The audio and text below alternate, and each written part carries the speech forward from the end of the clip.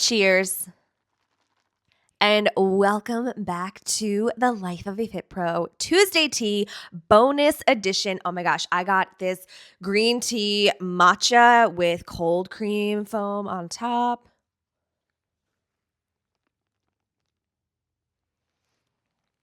It is so good. I love that sound. I'm going to keep sipping as we spill the tea. I actually have tea today in more ways than one. Let me pull this a little bit closer. Well, hi. Hello. It's so good to see you. I have green tea as opposed to coffee. I usually am drinking coffee when I say spill the tea, which is really funny for me. All right.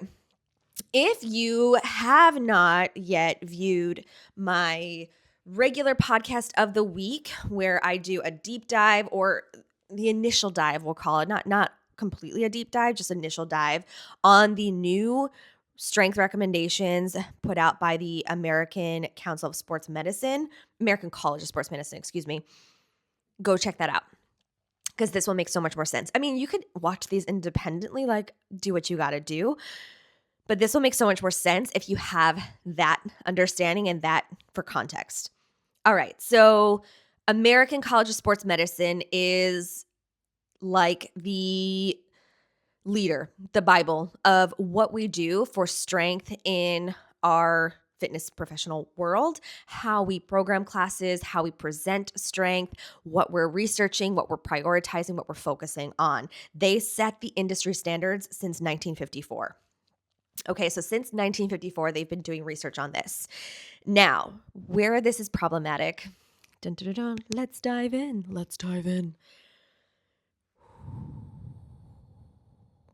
I mostly, 99% of my clients are female, identify as female.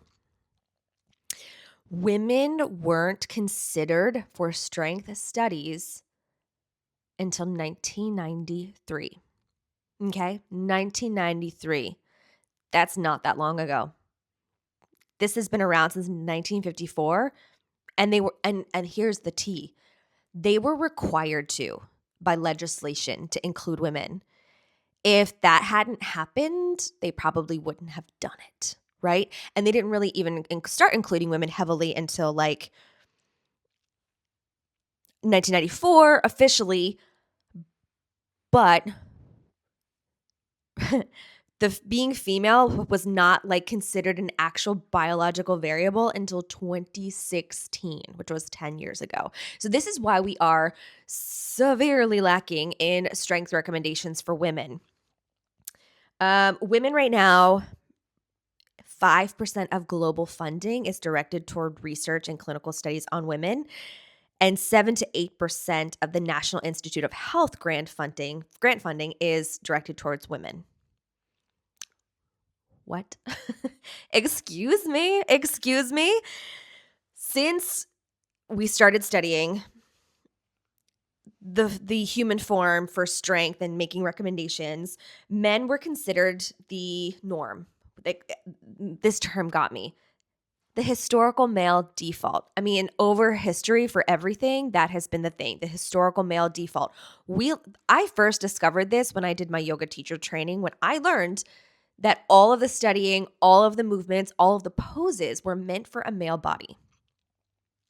Did not account for the differences of a female body, which when we learn about paleontology, like as a little kid, and discovering bones and identifying like how they lived their lives, if they were male or female, we know that we can tell from bone structure whether something is male or female, meaning that the bodies are different and the movements should be studied differently, but they weren't really until like intensely 2016, only 10 years ago. That's not a lot of time. That's not a lot of time. Okay, why? I'd love to tell you. Thank you so much for asking.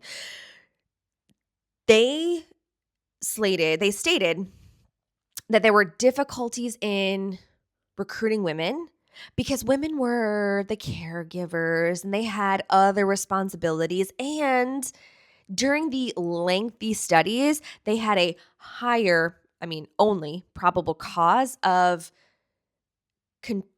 I think they actually called it contracting pregnancy, like as if it was a disease, like getting pregnant.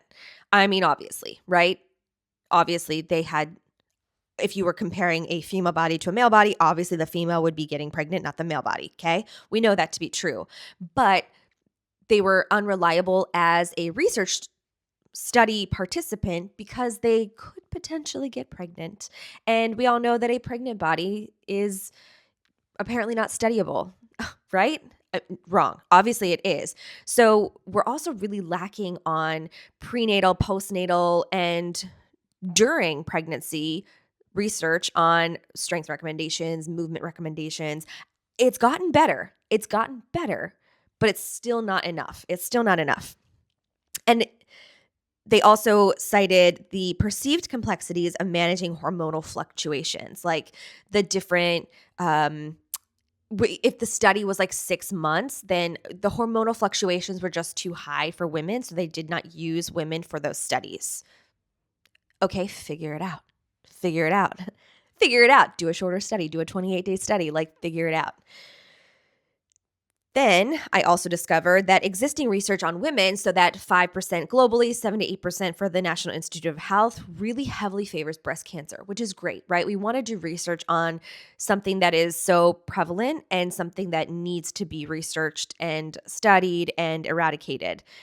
But that's the only heavy area of focus that were part of clinical studies that included primarily women. That's changing. That's changing. As I'm discovering in my Master's of Education in Health and Wellness, I'm reading a lot of scientific research, a lot of peer-reviewed sources, and finding research that does include women. And it shows like the breakdown of women versus men and age groups and things like that. I'm seeing more, but a lot of it was like 2019 and later. I haven't really found a ton prior to 2019. So there's that. And of course, we are dealing with the administration that in April 2025 terminated funding for the Women's Health Initiative, which launched in the 90s after the legislation required more studies on women. So we're dealing with that as well, which is awful. So that is the tea. That is what's going on, why for the first time in 17 years, the American College of Sports Medicine has some new recommendations. It doesn't heavily include women, but it's starting to include women. And I said it in my class this morning, like I want to find out how to participate in these studies. Like I would love to be part of that research. If we are limited on finding women who want to do it, like I would love to be a part of that. That would be something that if it was something I could contribute, I'd love to be there. But this is like an overwhelming thing. I mean, again, my client base is 99% female, and I'm running on outdated recommendations that are prioritizing the what do we call it? The historical male default.